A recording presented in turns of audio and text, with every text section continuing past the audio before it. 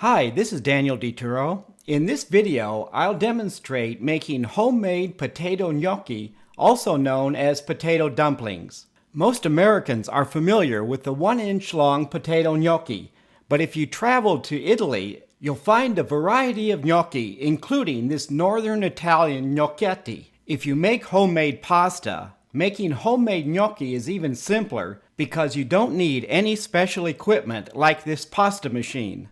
You will need a ricer, masher, or food processor for lump-free potatoes. While the spelling seems strange, the correct pronunciation is not gnocchi. I've heard professional chefs pronounce it gnocchi. It's not pronounced gnocchi. The pronunciation is gnocchi. You can buy prepared gnocchi. This brand claims to be 85% potato.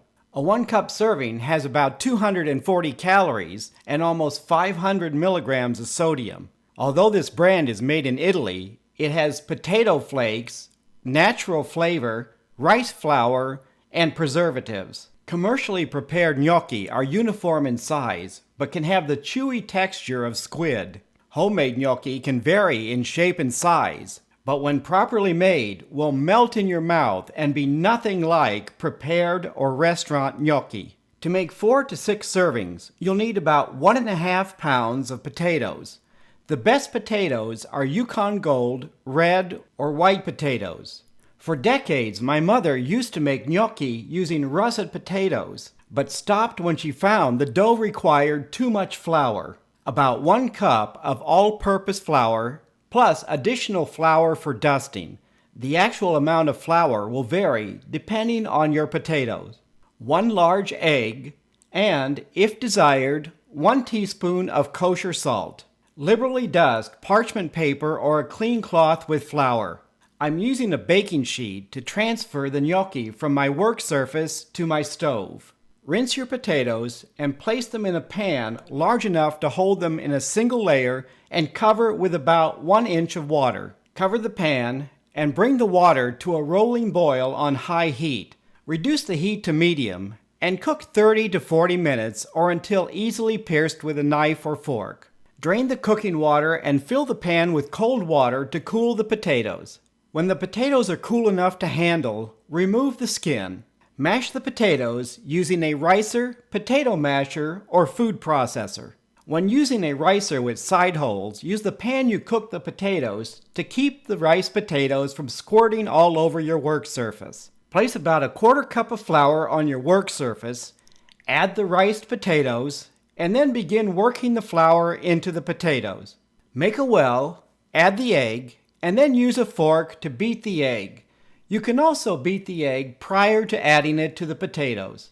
Add about 1/2 cup of flour and begin working the flour and egg into the dough. Add the remaining 1/4 cup of flour, or more if needed, to form a stiff dough that holds its shape. A scraper is helpful to clean your work surface while making the dough. Your gnocchi dough should have the consistency of stiff bread dough when done. Use a scraper or sharp knife to cut the dough into 4 or more pieces to make it easier to work with. Dust your surface, take a piece of dough, and begin rolling it out to about 3/4 inch diameter. You can make your gnocchi thicker or thinner depending on your preference. When your dough is the thickness you desired, use your scraper or sharp knife to cut the dough about 3/4 to 1 inch long. Like the diameter, the length is not critical. You can use the tines of a fork to form ridges into each piece, or you can use 2 fingers to form the gnocchi. This method takes a little practice, so I'll show it to you again in slow motion. Use 2 fingers to flatten and flip each piece. If a piece doesn't roll into the gnocchi shape, shape it by hand by rolling it across your work surface. Cooking gnocchi is the same as cooking fresh pasta. Bring an abundance of water to a rolling boil, add salt if desired, and then transfer the gnocchi to the boiling water. The gnocchi will sink to the bottom of the pan.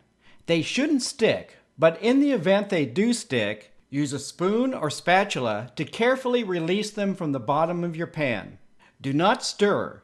Cook 2 to 3 minutes or until the gnocchi begin to float to the surface. Use a slotted spoon to transfer the cooked gnocchi to your serving plates or your sauce. Homemade potato gnocchi should be light and melt in your mouth tender. This recipe is about 83% potato, making gnocchi a high potassium food. One serving, about 4.5 ounces cooked without sauce, has about 160 calories, 0 grams of saturated fat, about 200 milligrams of sodium when you add salt, 4 grams of fiber, and 5 grams of protein.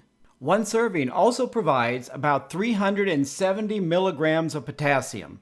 Please leave a comment if you have any questions about this video. Thank you for watching, and buon appetito!